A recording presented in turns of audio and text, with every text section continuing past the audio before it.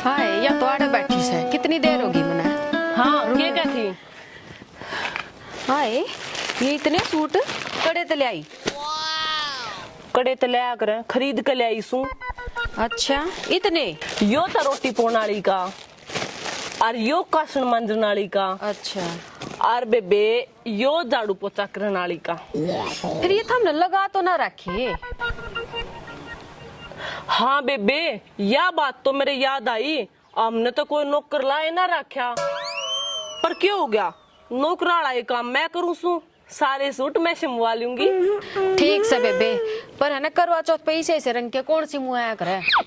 किसी बात करे से बावली करवा चौथ खातर तो और गंजा का सूट ले रही हूँ पूरा 2300 का और ये तो मैं डेली यूज खातर ले आई हूँ। ठीक से बेबे सिमुआ अपने और गंजा वगैरह आए काम की आई थी। आए मैं तो न्यू आ गई थी आंटती फिरती। आ गई थी न्यू कह देने तेरे सूट देखने आ गई थी।